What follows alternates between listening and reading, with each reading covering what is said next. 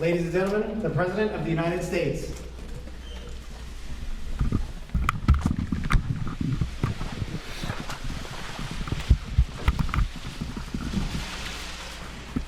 Please have a seat. Good afternoon, everybody. Yesterday was a historic day.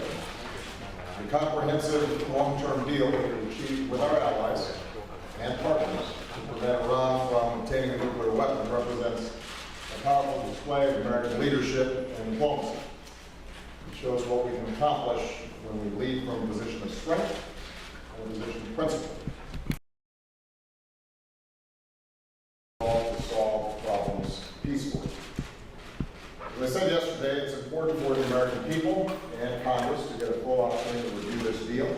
That process is now underway. I've already reached out to leaders in Congress on both sides of the aisle. My national security team has begun offering extensive briefings. I expect the debate to be robust, and that's how it should be. This is an important issue. National security policies are stronger and more effective when they are subject to the scrutiny and transparency that democracy demands. And as I said yesterday, the details of this deal matter very much. That's why our team worked so hard for so long to get the details right. At the same time, as this debate unfolds, I hope we don't lose sight of the larger picture. The opportunity that this agreement represents.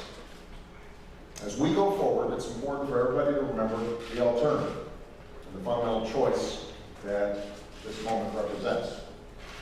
With this deal, we cut off every single one of Iran's pathways to a nuclear program, a nuclear weapons program.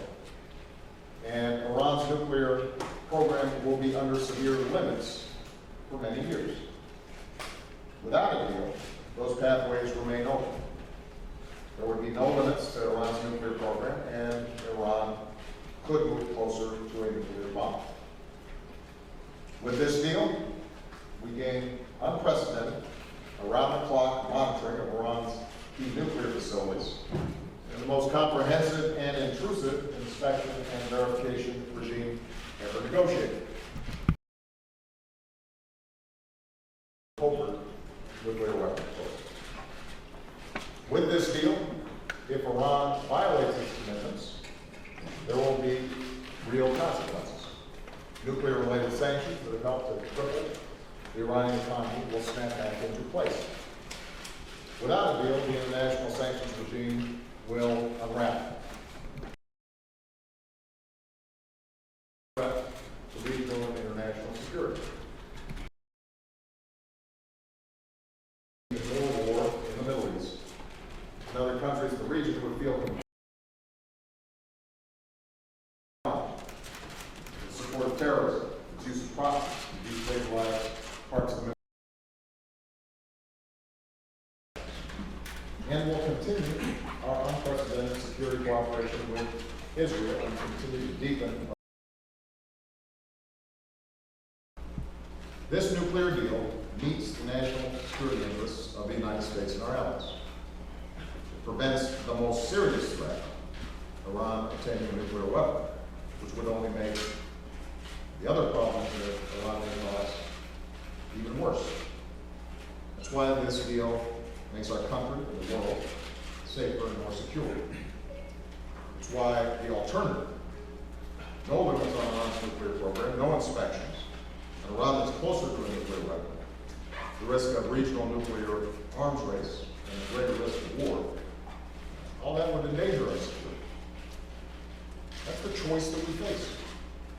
If we don't choose wisely, I believe future generations will judge us harshly for letting this moment slip away.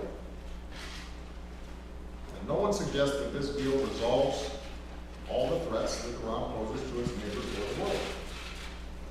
Moreover, realizing the promise of this deal will require many years of implementation and hard work. It will require vigilance and execution. But this deal is our best means of assuring that Iran does not get a nuclear weapon. And from the start, that has been my number one priority, our number one priority. We've got a historic chance to pursue a safer and more secure world. an opportunity that may not come again in our lifetimes. As President and as Commander-in-Chief, I am determined to seize that opportunity. So with that, I'm going to take some questions.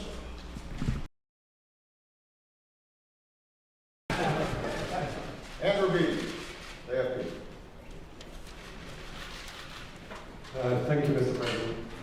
Yesterday, you said the deal offered a chance at a new direction in relations with Iran. What steps will you take to enable a more moderate Iran? And does this deal allow you to more forcefully counter Iran's destabilizing actions in the region, quite aside from the nuclear? Thank you. By stepping back and reminding folks of what is at stake. The States and to our allies, if they have, that's how we were able to mobilize,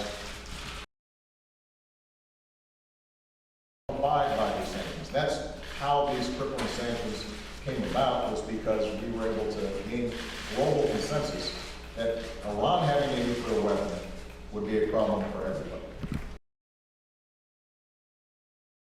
International commerce, because we built that international consensus around this very specific, narrow but profound issue.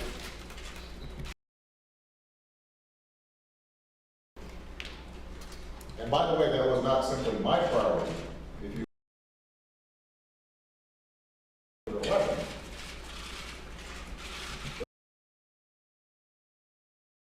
challenges to our interests and our values. Large majority will vote to reject this deal. I know you can veto that rejection, but do you have any concerns about seeing a majority of the people's representatives in Congress saying that this is a bad deal? And if I can just ask you a quick political question, a very quick one. I think, Donald, let me answer the question that you asked.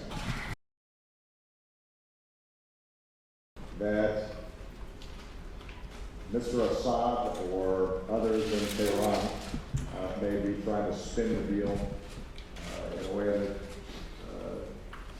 they think is favorable to what their constituencies want to hear. That's been the case throughout. I mean, you'll recall that a leader or somebody tweeted something out for some. The Obama administration must be giving this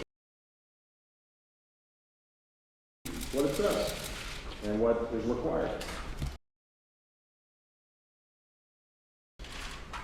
As a consequence of this agreement, Iran has to drastically reduce its stockpiles of uranium. It's cut off.